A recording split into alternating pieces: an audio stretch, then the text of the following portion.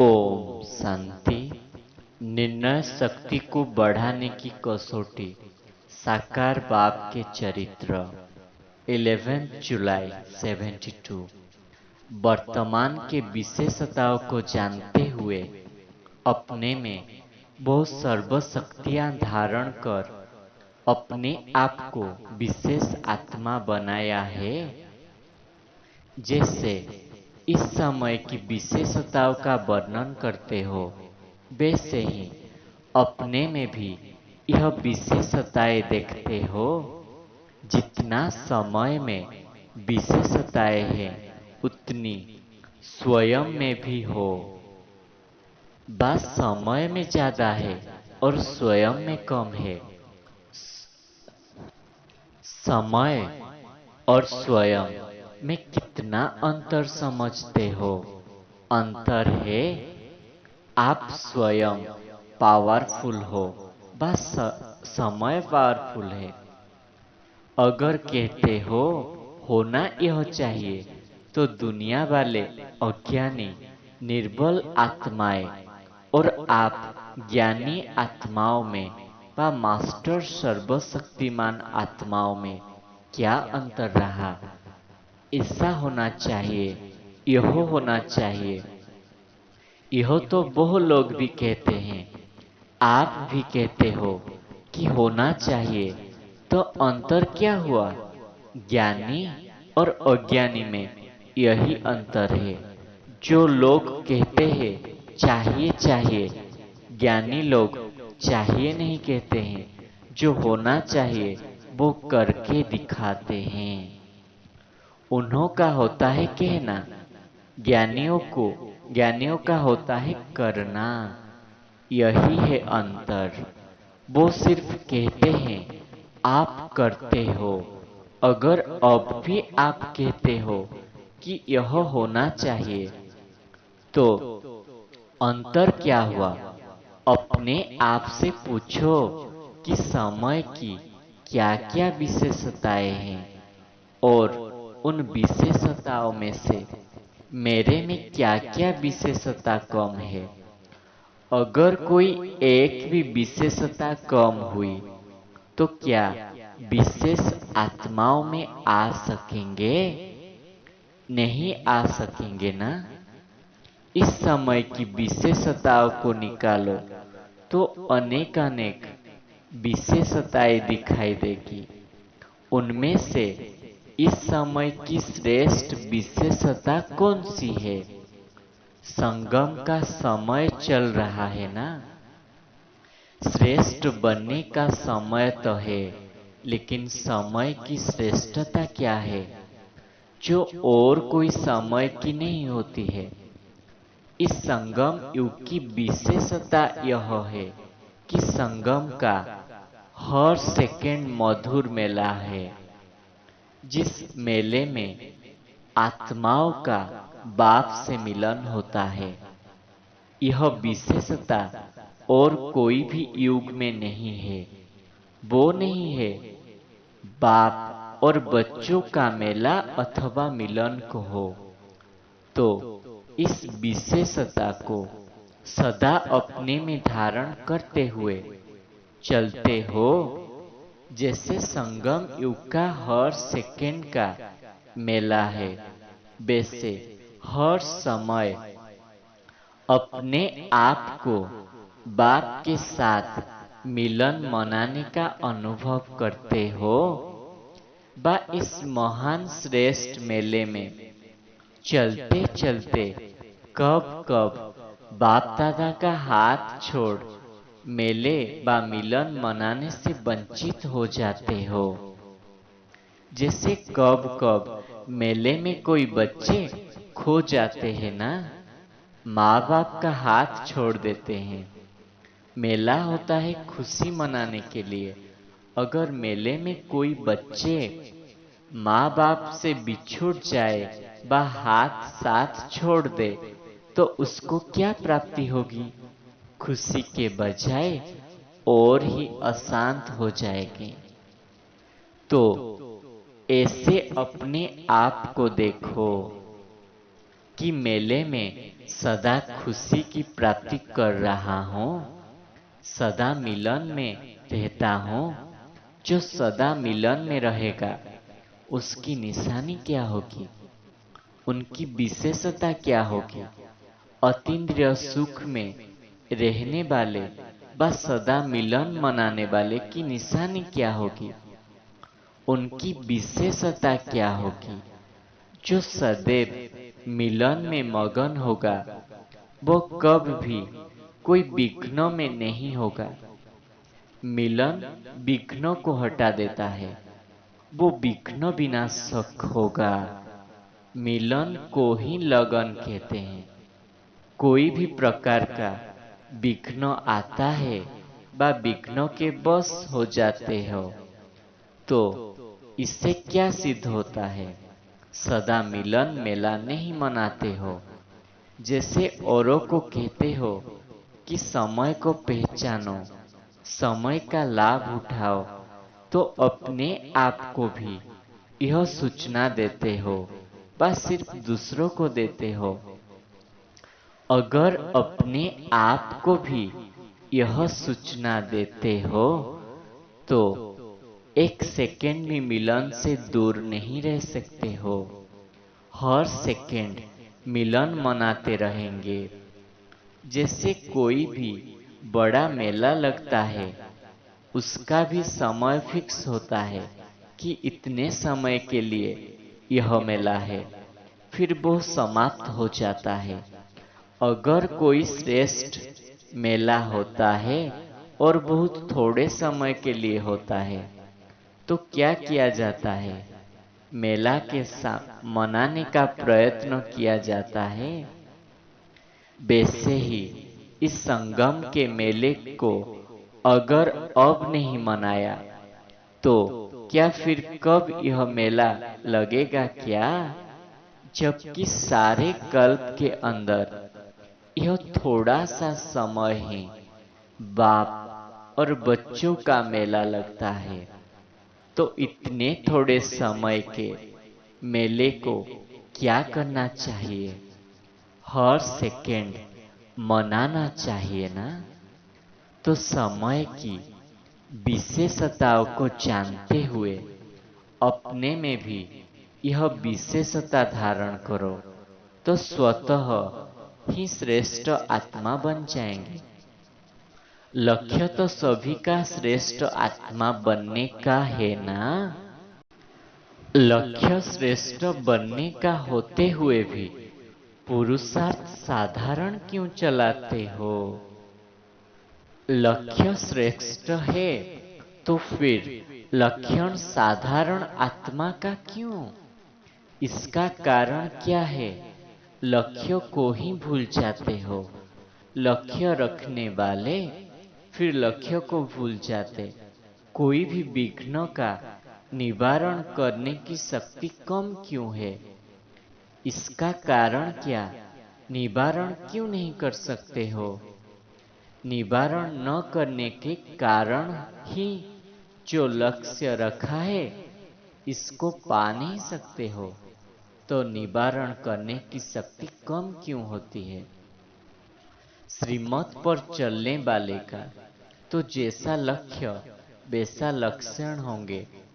अगर लक्ष्य श्रेष्ठ है और लक्षण साधारण है तो इसका कारण? क्योंकि विघ्नों को निवारण नहीं कर पाते हो। निवारण न करने का कारण क्या है? किस शक्ति की कमी है? निर्णय शक्ति यह ठीक है। जब तक निर्णय नहीं कर पाते हो तब तक निवारण नहीं कर पाते। अगर निर्णय कर ले तो निवारण भी कर लो, लेकिन निर्णय करने में कमी रह जाती है। और निर्णय क्यों नहीं कर पाते हो? क्योंकि निर्विकल्प नहीं होते। व्यर्थ संकल्प विकल्प बुद्धि में होने के कारण, बुद्धि क्लियर नहीं होने के कारण निर्णय नहीं कर पाते हो। और निर्णय न होने के कारण निवारण नहीं कर पाते। निवारण न कर सकने के कारण कोई ना कोई आवरण के बस हो जाते हो। निवारण नहीं तो आवरण अवश्य है। तो अपने निर्णय शक्ति को बढ़ाने लिए सहज साधन कौन सा दिया हुआ है? जैसे सोने को परखने के लिए कसौटी का रखा जाता है ना, इससे मालूम हो जाता है कि सच्चा है व झूठा है।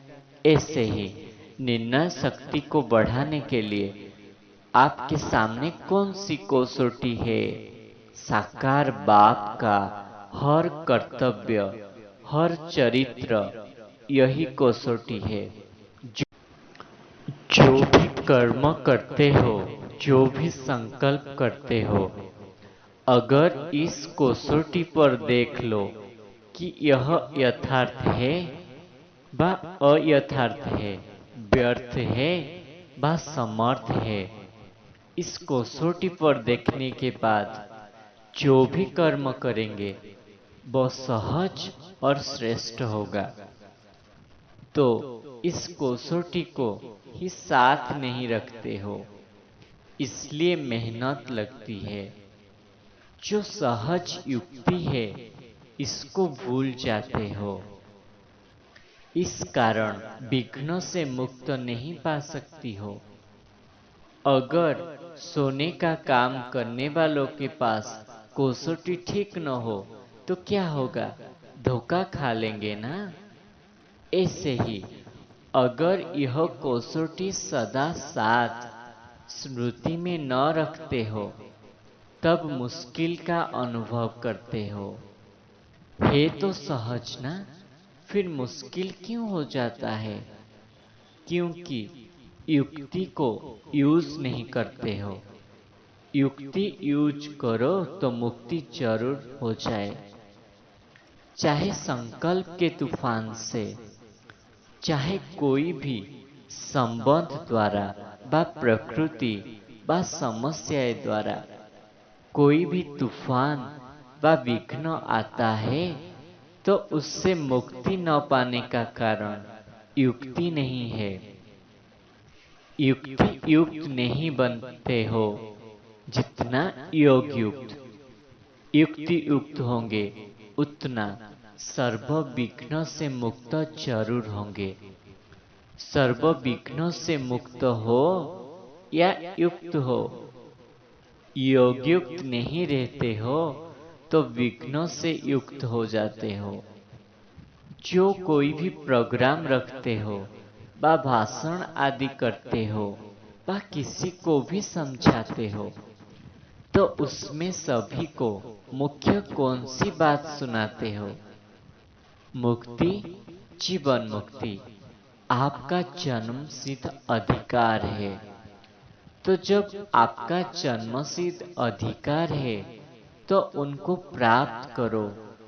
फिर कहते हो अब नहीं तो कब नहीं। तो यह जो मुख्य स्लोगान है, मुक्ति, जीवन मुक्ति, जन्म सिद्ध अधिकार है, इसको आप लोगों ने पाया है। बच्चे बने और अधिकार नहीं पाया। औरों को समझाते हो बच्चा बना और वर्षे का अधिकारी बना। तो यह सिर्फ समझने का व प्रैक्टिकल करने की बात है। लायक बनना दूसरी बात है। लेकिन मुक्ति, जीवन मुक्ति का वर्षा मिल गया है बा नहीं, यहाँ ही पा लिया है बा मुक्ति धाम में मुक्ति और स्वर्ग में जीवन मुक्ति लेना है।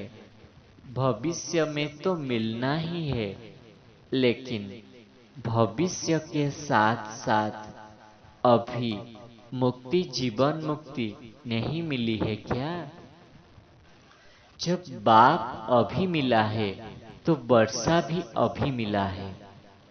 भविष्य के दिलासे पर चल रहे हो? बाबा पूछ रहे हैं। बच्चों को चेक नहीं दिया जाता है। बच्चे तो बाप के हर चीज पर अधिकारी होते हैं। अधिकारी को चेक का दिलासा नहीं दिया जाता है। तो प्रैक्टिकल जो वर्षा है वो अभी प्राप्त होता है। जीवन बंध के साथ ही जीवन मुक्त का अनुभव होता है। वहां तो जीवन बंध की बात ही नहीं, वहां तो सिर्फ उसी प्रारब्ध में होंगे।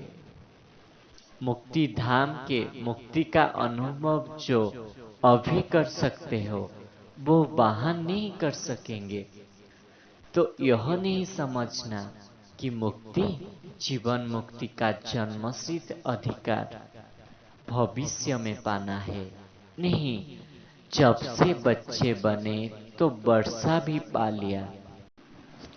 बाकी रहा आज्ञाकारी, वफादार, फरमान बरदार कहाँ तक बनते हो वह नंबर। वर्षे के अधिकारी तो बन जाते हो, उस वर्षे की जीवन में धारण करके उससे लाभ उठाना वो हर एक की अवस्था पर है। वर्षा देने में बाप कोई अंतर नहीं करता है। लायक और नालायक बनने पर अंतर हो जाता है। इसलिए कहा कि जन्मसिद्ध अधिकार अपने आप में सदा प्राप्ति करते हो। सदा मुक्त रहना चाहिए ना, देह से, देह के संबंध से भी मुक्त और पुरानी दुनिया की स्मृति से भी मुक्त। मुक्त नहीं बने हो। मुक्ति क्या अवस्था का अनुभव अगर करते हो तो मुक्त होने बाद जीवन मुक्त का अनुभव ऑटोमेटिकली हो जाता है। क्योंकि जीवन में तो होना, शरीरधारी होना, जीवन में रहते हुए देह और देह के संबंध और पुरानी दुनिया के आकर्षण से मुक्त हो, इसको ही जीवन मुक्त अवस्था कहा जाता है। तो मुक्ति, जीवन मुक्ति का अनुभव अभी करना है, न कि भविष्य में। भविष्य में तो यहाँ की प्राप्ति की प्रारब्ध मिलती रहेगी, लेकिन प्राप्ति का अनुभव अभी होता है। भविष्य में तो अंडरस्टूड है, वो है श्रेष्ठ कर्मों की प्रारब्ध। लेकिन श्रेष्ठ कर्म तो अभी होते हैं ना, तो प्राप्ति का भी अनुभव अभी होगा ना। भविष्य के दिलासे पर सिर्फ न रहना, चेक रख, अपनी चेकिंग में रह जाओ। ऐसे नहीं करना। अपने आप को देखो कि बाप द्वारा जो वर्षा मिला है इसको कहाँ तक प्राप्त कर चल रहे हैं। बाप ने तो दे दिया, अधिकारी बा अधिकार कोई छीन नहीं सकता, तो हम अधिकारी है। इस नशे में, निश्चय में रहो। सिर्फ यह देखो कि मिले हुए वर्षे का कहाँ व्यर्थ गवा तो नहीं लेते हैं। ऐसे कोई बच्चे होते हैं जिनको मिलता बहुत है लेकिन गवाते भी बहुत है। गवाने के कारण मिलते हुए भी भिखारी रह जाते, अधिकारी होते भी अधीन बन जाते हैं। जब अधिकार न होगा तो जरूर अधीनता होगी। विघ्नों के अधीन हो जाते हो ना, क्योंकि अधिकार को नहीं पाया है। अगर सदा अधिकारी बनकर चलो तो कोई भी विघ्न के अधिकारी हो नहीं सकते। इस प्रकृति के अधीन नहीं बनना है। जैसे बाप प्रकृति को अधीन कर आता है, अधीन नहीं होता, वैसे ही इस देहबा जो यह प्रकृति है उसको अधीन कर चलना है, न कि अधीन। अच्छा।